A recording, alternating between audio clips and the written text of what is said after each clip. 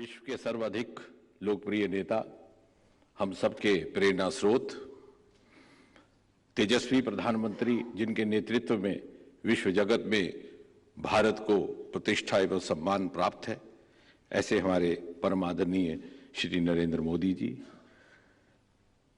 Principal secretary doctor पी.के. Mishra ji, cabinet secretary Rajiv Gauba ji, central vigilance commissioner Suresh Patel ji, vigilance commissioner Arvind Kumar ji, पी.के. श्रीवास्तव जी, यहाँ पर उपस्थित अधिकारीगण, लेडीज एंड जेंटलमैन।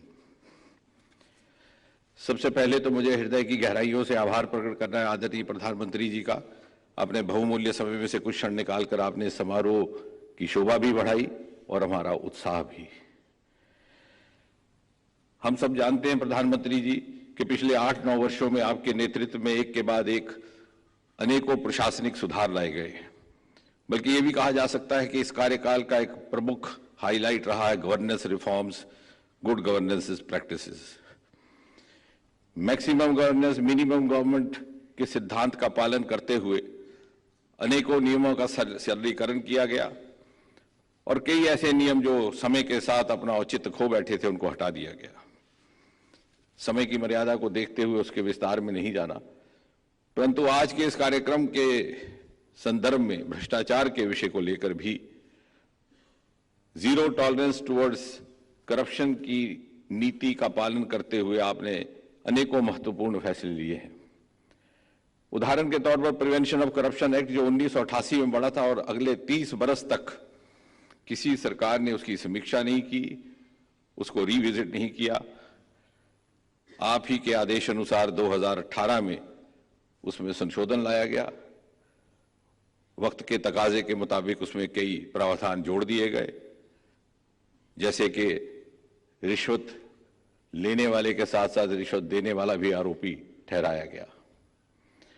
इसी प्रकार लोकपाल एक्ट पिछली सरकार आधा अधूरा छोड़ गई थी, आपने उसकी कोताहियों की पूर्ति करके उसका कानून बनाया और पहली बार देश में लोकपाल की संस्था का स्थापना हुई। जहां तक विजिलेंस कमीशन का संबंध है, इसकी भूमिका का विस्तार करना, इसके स्वरूप को और व्यापक करने का प्रयास रहा है और ऐसा 2-3 स्तर पर हुआ।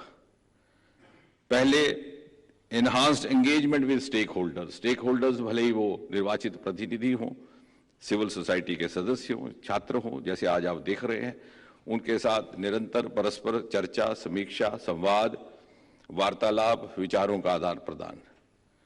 दूसरा प्रिवेंटिव स्ट्रेटेजीज, जिसका भी सेंट्रल विजिलेंस कमिश्नर उल्लेख कर रहे थे, ताकि भ्रष्टाचार की रोकथाम के लिए नए नए उपायों पर शोध किया जाए और उसका कैसे अमल हो, इस पर विचार हो।